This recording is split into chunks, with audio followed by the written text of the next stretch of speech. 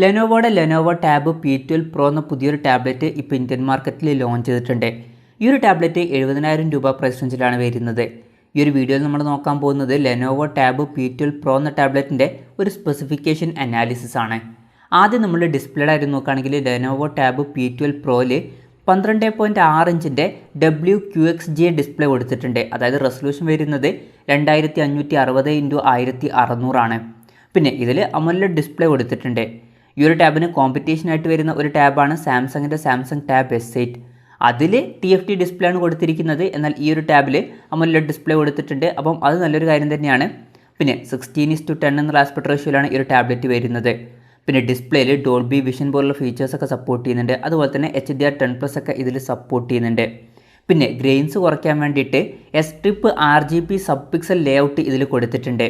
പിന്നെ സ്പെസിഫിക്കേഷൻ്റെ കാര്യത്തിൽ കൂടിയ റിഫ്രഷ് റേറ്റിനെ പറ്റിയിട്ടുള്ള കാര്യങ്ങളൊന്നും പറഞ്ഞിട്ടില്ല. അപ്പം ഈ ഒരു ഫോണിൽ കൂടിയ റിഫ്രഷ് റേറ്റ് സപ്പോർട്ട് ചെയ്യാൻ ചാൻസ് ഇല്ല. 60 Hz റിഫ്രഷ് റേറ്റുമായിട്ടായിരിക്കും ഈ ഒരു ടാബ്ലറ്റ് വരിക. ഈ ഒരു പ്രൈസ് റേഞ്ചിലൊക്കെ കൂടിയ റിഫ്രഷ് റേറ്റും കൂടി കൊടുത്തിരുന്നെങ്കിൽ കുറച്ചും കൂടി നന്നായേനെ. പിന്നെ ഈ ഒരു ടാബിൻ്റെ പീക്ക് ബ്രൈറ്റ്നസ് 600 nits ആണ് വരുന്നത്. ടാബിൻ്റെ ഫ്രണ്ടിൽ ഗൊറില്ല ഗ്ലാസ് 5ൻ്റെ പ്രൊട്ടക്ഷനെ കൊടുത്തിട്ടുണ്ട്. പിന്നെ ടാബിൻ്റെ വെയിറ്റ് വരുന്നത് 565 gram ആണ്. അതുപോലെ തന്നെ തിക്നെസ് വരുന്നത് 5.63 mm ആണ്. പിന്നെ ഈ ഒരു ടാബിൽ Lenovo precision pen 3 stylus support ചെയ്യുന്നുണ്ട്. ഈ ഒരു സ്റ്റൈലസ് പെന്ന് വയർലെസ് ആയിട്ടൊക്കെ ചാർജ് ചെയ്യാൻ കഴിയുന്നതായിരിക്കും.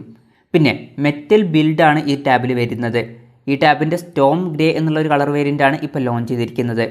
ഇനി പ്രോസസ്സറിൻ്റെ കാര്യം പറയുകയാണെങ്കിൽ സ്നാപ്ഡ്രാഗൺ 870 എന്ന പ്രോസസ്സറുമായിട്ടാണ് ഈ ഒരു ടാബ്ലറ്റ് വരുന്നത്. 70,000 രൂപ പ്രൈസ് റേഞ്ചിൽ വരുന്ന ടാബായിട്ടും ഇതിൽ സ്നാപ്ഡ്രാഗൺ 870 എന്ന പ്രോസസ്സറേ കൊടുത്തിട്ടുള്ളൂ. അതിനേക്കാൾ ബെറ്റർ ആയിട്ടുള്ള ഫ്ലാഗ്ഷിപ്പ് പ്രോസസ്സറൊക്കെ ഇപ്പം വരുന്നുണ്ട്. അതൊന്നും ഇതിൽ കൊടുത്തിട്ടില്ല. പിന്നെ നമ്മൾ നേരത്തെ പറഞ്ഞിട്ടുള്ള സാംസങ് ടാബ് S8ൽ സ്നാപ്ഡ്രാഗൺ 8 Gen 1 എന്ന പ്രോസസ്സർ കൊടുത്തിട്ടുണ്ട്. അപ്പം ഇതിനേക്കാൾ കുറച്ചും കൂടി ബെറ്റർ ആയിട്ടുള്ള ഫ്ലാഗ്ഷിപ്പ് പ്രോസസ്സർ ആ ഒരു ടാബിൽ വരുന്നുണ്ട്. എന്നാൽ ഈ ഒരു ടാബിൽ സ്നാപ്ഡ്രാഗൺ 870 എന്ന പ്രോസസ്സറേ കൊടുത്തിട്ടുള്ളൂ. പിന്നെ ഈ ഒരു ടാബിൽ 8 GB റാം കൊടുത്തിട്ടുണ്ട്. 256 GB ഇൻറ്റേർണലും വരുന്നുണ്ട്. LPDDR5ൻ്റെ റാമാണ് ഈ ടാബിൽ ഉപയോഗിച്ചിരിക്കുന്നത്. അതുപോലെ തന്നെ UFS 3.1 സ്റ്റോറേജ് ടൈപ്പും ഇതിൽ വരുന്നുണ്ട്. പിന്നെ മെമ്മറി എക്സ്പാൻഡ് ചെയ്യണമെന്നുണ്ടെങ്കിൽ മെമ്മറി കാർഡ് സ്ലോട്ട് ഈ ടാബിൽ കൊടുത്തിട്ടുണ്ട്. 1 TB വരെ മെമ്മറി എക്സ്പാൻഡ് ചെയ്യാവുന്നതാണ്. പിന്നെ ക്വാഡ് സ്റ്റീരിയോ സ്പീക്കേഴ്സ് ഈ ടാബിൽ വരുന്നുണ്ട്. SLS സറൗണ്ട് സൗണ്ട് JBL സ്പീക്കേഴ്സാണ് ഇതിൽ വരുന്നത്. ഡോൾബി അറ്റ്മോസിൻ്റെ സൗണ്ട് സപ്പോർട്ട് ചെയ്യുന്നുണ്ട്. പിന്നെ Android 11 ബേസ് ചെയ്തിട്ടുള്ള സോഫ്റ്റ്വെയറേ ഈ ടാബിൽ കൊടുത്തിട്ടുള്ളൂ. ഇപ്പം ഇറങ്ങുന്ന ഒരു ടാബിലൊക്കെ അവർക്ക് Android 12 സോഫ്റ്റ്വെയർ ഒക്കെ കൊടുക്കായിരുന്നു. പിന്നെ Android 12L ബേസ് ചെയ്തിട്ടുള്ള സോഫ്റ്റ്വെയർ ഈ ഫോണിൽ വരുമെന്നുള്ള കാര്യം അവർ ഒഫീഷ്യലായിട്ട് കൺഫേം ചെയ്തിട്ടുണ്ട്. അതുപോലെ തന്നെ ഈ ഒരു ടാബിൽ Android 13 ബീറ്റ സോഫ്റ്റ്വെയർ അപ്ഡേറ്റും ലഭിച്ചേക്കാം. പിന്നെ ക്യാമറയുടെ കാര്യം പറയുകയാണെങ്കിൽ ടാബിൻ്റെ പിന്നിൽ ഡ്യുവൽ ക്യാമറ സെറ്റപ്പാണ് കൊടുത്തിരിക്കുന്നത്. 13 MP മെയിൻ ക്യാമറ സെൻസർ ഇതിൽ വരുന്നുണ്ട്. പിന്നെ 5 MP ഒരു അൾട്രാ വൈഡ് ആംഗിൾ ലെൻസും കൊടുത്തിട്ടുണ്ട്. ഫ്രണ്ടിൽ 8 MP സെൽഫി ക്യാമറയാണ് വരുന്നത്. പിന്നെ ഫ്രണ്ടിൽ ഒരു TOF സെൻസറും വരുന്നുണ്ട്. പിന്നെ ബാറ്ററിയുടെ കാര്യം പറയുകയാണെങ്കിൽ 10,200 mAh ബാറ്ററിയാണ് ഈ ടാബിൽ വരുന്നത്. അപ്പം വളരെ മികച്ചൊരു ബാറ്ററി കപ്പാസിറ്റി ഈ ഒരു ടാബിൽ കൊടുത്തിട്ടുണ്ട്. പിന്നെ 30 വാട്ടിൻ്റെ ഫാസ്റ്റ് ചാർജറാണ് ഈ ടാബിൻ്റെ ബോക്സിൽ കൊടുത്തിരിക്കുന്നത്. Type-C ചാർജിംഗ് പോർട്ടും ഇതിൽ കൊടുത്തിട്ടുണ്ട്. അപ്പം ഇതൊക്കെയാണ് സ്പെസിഫിക്കേഷനെ പറ്റി പറയാനുള്ള കാര്യങ്ങൾ. പിന്നെ വിലയുടെ കാര്യം നമ്മൾ നേരത്തെ പറഞ്ഞു. ഈ ഒരു ടാബിൻ്റെ വില വരുന്നത് 69,999 രൂപയാണ്. പിന്നെ ആമസോൺ വഴിയും അതുപോലെ തന്നെ lenovo.com വഴിയുമാണ് ഈ ഫോണിൻ്റെ സെയിൽ നടക്കുന്നത്.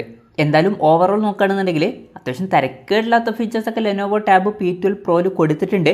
പക്ഷേ 2 കാര്യങ്ങൾ വരുന്നുണ്ട്. ഒന്നാമത്തെ ഒരു കാര്യം എന്താണെന്ന് വെച്ചാൽ ഈ ഒരു പ്രൈസ് റേഞ്ചിൽ ഈ ടാബിന് കോമ്പറ്റീഷനായിട്ട് സാംസങ് ടാബ് S8 വരുന്നുണ്ട്. അതിൽ സ്നാപ്ഡ്രാഗൺ 8 Gen 1 എന്ന പ്രോസസ്സറെ കൊടുത്തിട്ടുണ്ട്.